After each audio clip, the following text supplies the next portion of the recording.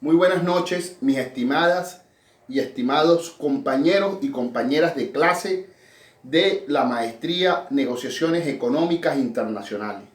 Aprovecho y extiendo el saludo a la profesora Elizabeth Pereira, quien es nuestra tutora en la materia Relaciones Internacionales, y nos instruyó a cada uno realizar un video de la exposición que nos correspondía en el aula de clase con referencia a unos temas que nos colocó a cada uno de los cursantes o las cursantes de dicha materia.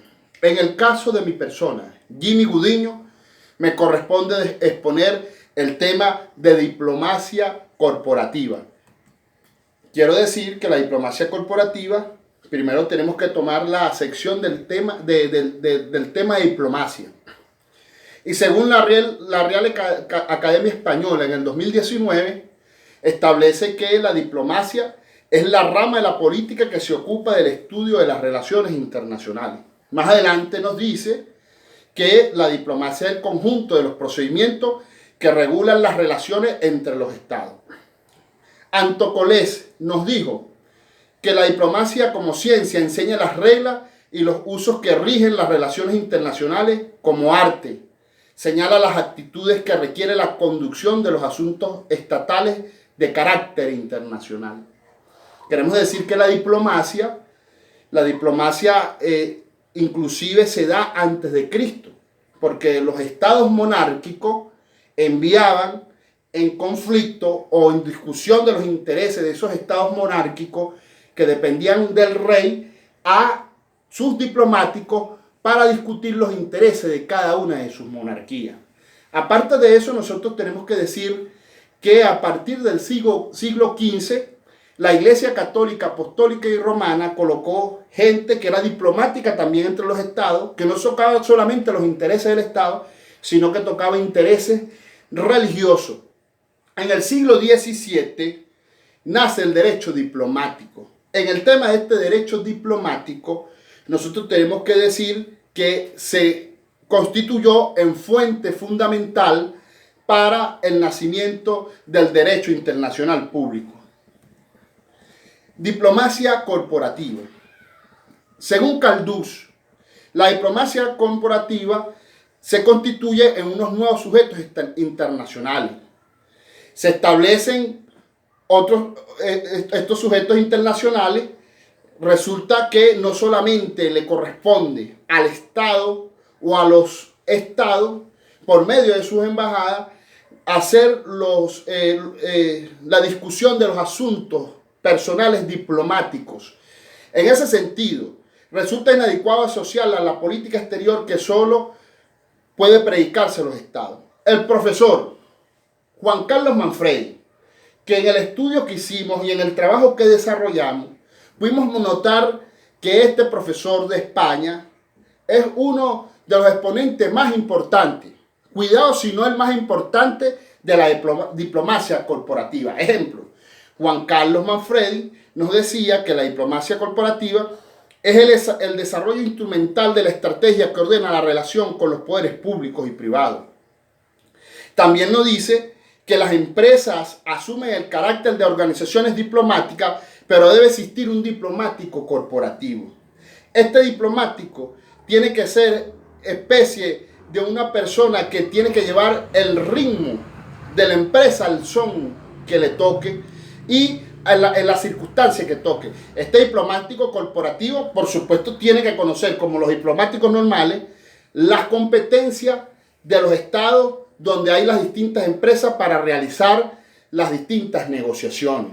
Este diplomático corporativo debe conocer internamente cómo funciona en primera instancia su empresa, buscar estrategias internas para mantener a los trabajadores en un comportamiento óptimo para que así tengan entonces el tema adecuado de una producción justa. Este diplomático debe comprender que aunque la diplomacia corporativa tiene sus normas, la diplomacia corporativa está en las transnacionales, en las multinacionales, debe conocer el ordenamiento jurídico de los estados donde pueda hacer las distintas relaciones internacionales de negociación para que así no se incumpla la empresa que se aplica el tema económico, no incumpla con el ordenamiento jurídico interno que se requiere hacer esa relación internacional.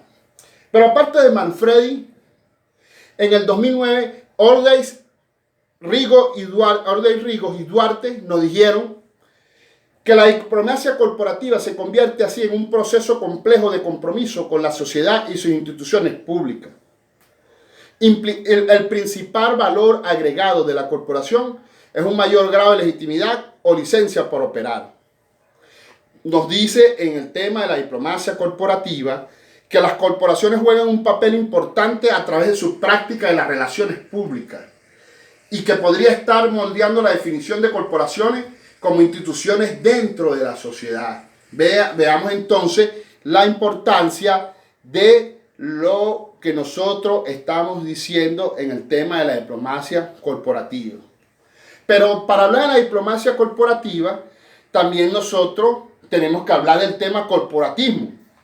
Nosotros en la investigación, sacando del diccionario Google, pudimos sacar un concepto que nos dice sobre el tema del corporatismo, que es una tendencia de un grupo o sector profesional que se dedica a defender a todas cosas sus intereses y derechos del grupo, sin tomar en cuenta ni la justicia ni las implicaciones o perjuicios que puedan causar a terceros.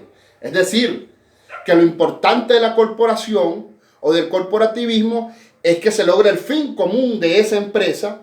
Lo que sucede alrededor pareciera que no tuviese ese interés dentro del corporativismo. En el tema de la influencia corporativa, el profesor Juan Carlos Manfredi nos dijo que la quiebra del Estado como arquitecto de la sociedad internacional ha tenido consecuencias en la estructura política, económica y social. Y han aparecido nuevos actores que tienen capacidad efectiva para influir en el entorno internacional. Veamos lo que dice el profesor Manfredi, que los estados en el tema diplomático han venido fracasando en el tema del tiempo. Pero resulta que hay una nueva forma de hacer diplomacia y esa diplomacia se da dentro de las empresas. Si nos vamos a la historia, vemos que Adam Smith hablaba de la mano invisible del mercado, que se potenciaba la industria privada, y si el Estado potencia la industria privada, por sí solo hay un surgimiento o resurgimiento económico de la sociedad. También nos dice el profesor Manfredi que las funciones estratégicas de la diplomacia corporativa son: 1. La representación. Sabemos que todo diplomático es el representante en una empresa ante las otras sucursales de la empresa en otras naciones o inclusive en la negociación del Estado. 2. Entre las funciones estratégicas tenemos la negociación. Un diplomático corporativo debe conocer muy bien la negociación, porque si va a ir a buscar relaciones internacionales con otra empresa para llegar a acuerdos comerciales que fortalezcan a la empresa, se requiere de un buen negociador. Debe haber también entre las funciones la protección. Entre la protección, nosotros tenemos que decir que la protección tiene dos áreas específicas. Una, la persona, que es el individuo, que es el diplomático, que es el motor de la internacionalización. Y dentro de la protección, proteger la cadena de suministros globales, que van de sucursal a sucursal o que van en el momento de la negociación al producto que requieren. Ahora bien, la cuarta función estratégica es la promoción. Y la promoción tiene dos vertientes. Una, el marketing. El marketing sabemos que se concentra en los gustos y en los patrones de consumo. Y otra, la comunicación estratégica. Las redes sociales se han convertido en empresas importantes para los personajes públicos. Ahora, la diplomacia corporativa en las relaciones internacionales. Nosotros hicimos una comparación con el liberalismo, hicimos una comparación con el realismo y el constructivismo. Para el entender de estas tres teorías, queremos decir que el realismo se separa mucho del liberalismo y el constructivismo, porque el realismo, el interés superior es el de la defensa del Estado. Y el Estado aplica su poder coercitivo y toman las decisiones definitivas, inclusive de las empresas, sin respetar ese derecho corporativo. Ahora bien, en el tema del liberalismo y el constructivismo, nosotros podemos decir que allí hay tres factores importantes que se reconocen ahí. En el tema liberal, la cooperación. En el tema realista, el poder del Estado. Y en el tema constructivista, la interacción de la cultura. Es decir, que estas dos teorías se parecen a la diplomacia corporativa más que el realismo. Pero también decimos que en el idealismo, Caldús en el 93 nos dijo que la diplomacia pasa de ser secreta y restringida, que eso es parte del realismo, a ser abierta y pública. Y nos vamos a hablar del presidente de los Estados Unidos a principios del siglo pasado, que es idealista, Woodrow Wilson. Y Woodrow Wilson en uno de sus 14 puntos nos dijo que la adopción de acuerdos de paz concluidos abiertamente y según los cuales no habrá acuerdos internacionales privados, cualquiera fuera su naturaleza. La diplomacia procederá siempre de forma franca y pública. Quiere decir que hay una coincidencia con Caldú cuando nos dice que la diplomacia pasa de ser secreta y restringida a ser abierta y pública. Empresas en Venezuela. Para nosotros hablar de las empresas en Venezuela, primero tenemos que reconocer que las empresas pueden dividirse en corporaciones. Ejemplo, la Polar es una corporación, multinacionales y transnacionales. Las multinacionales tienen una condición, que son empresas que se encuentran en varios países, pero que cada país tiene sus reglas, pero todas ellas se rigen por una regla en común. Ahora la transnacional tiene algo. Las transnacionales son empresas que tienen una sede principal en su país de origen y en varios países tienen filiales, pero estas dependen de todas las reglas de la principal. Ese es el fin de las transnacionales. Pero como todos los estados tienen un ordenamiento jurídico, si las transnacionales se rigen por ese ordenamiento jurídico, están cumpliendo lo que quiere el Estado. Pero si las transnacionales se rigen por su principio, violan en algunos estados los ordenamientos jurídicos de cada una de las naciones.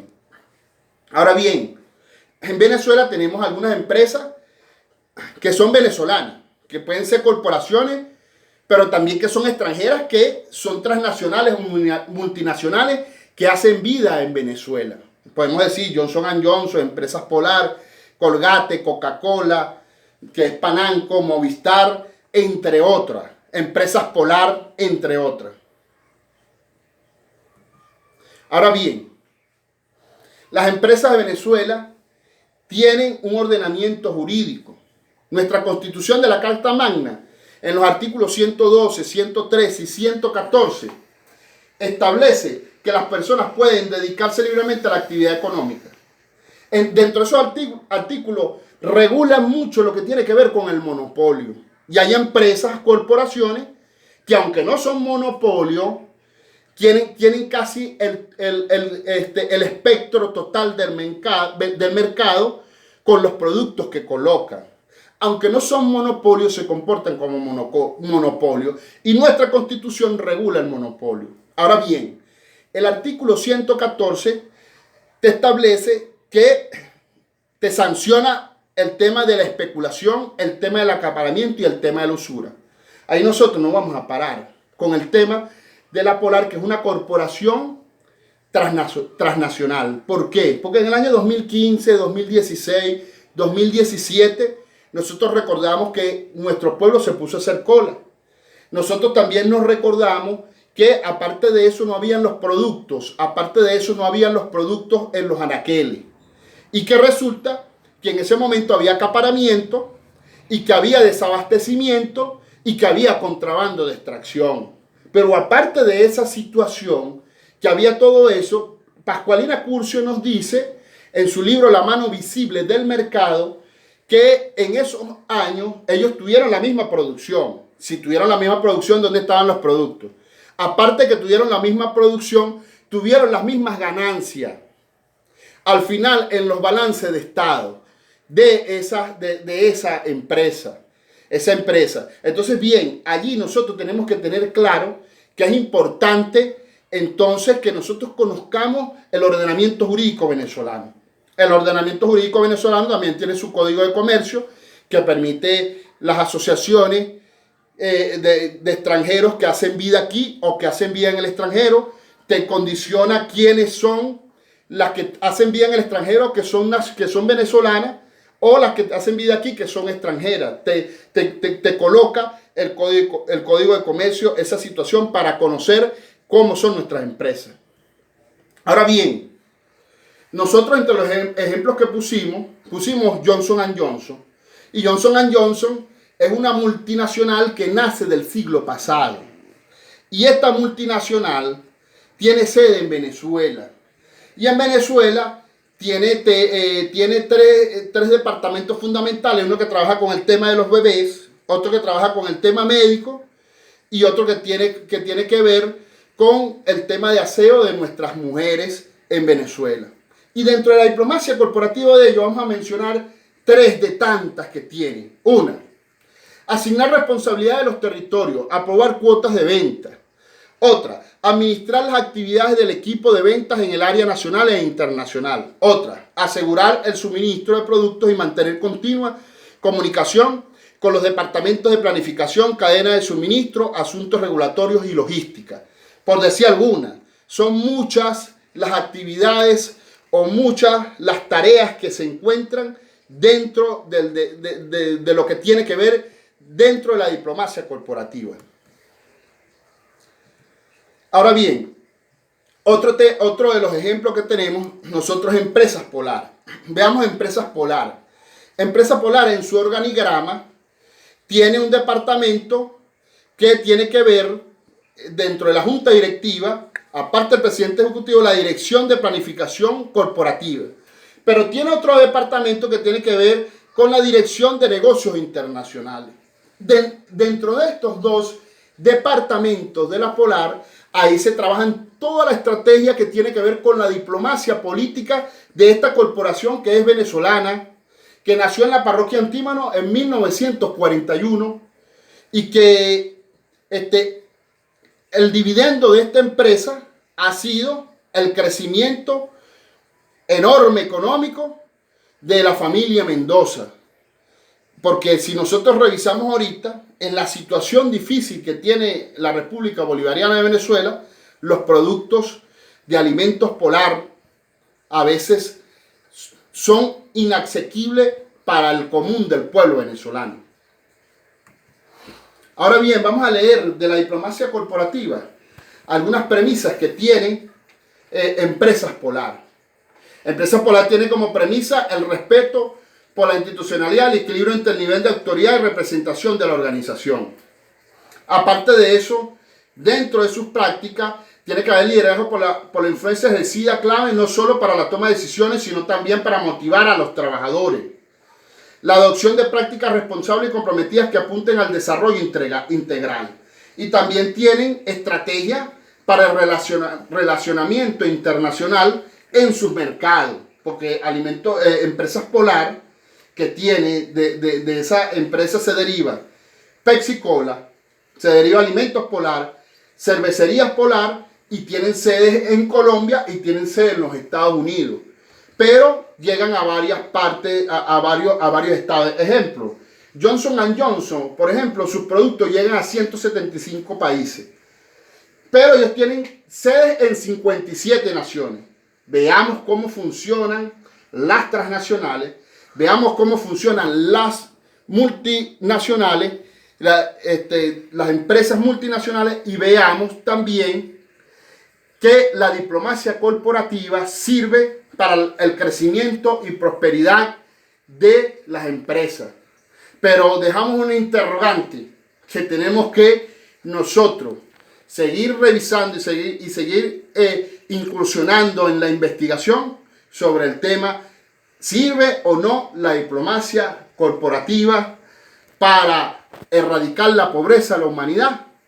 Para mi entender, no. Pero vamos a dejarlo hasta aquí por ahora y le damos las gracias a nuestra profesora Elizabeth Pereira, y a los compañeros de clase por escuchar esta exposición. Quien les habla, Jimmy Gudiño.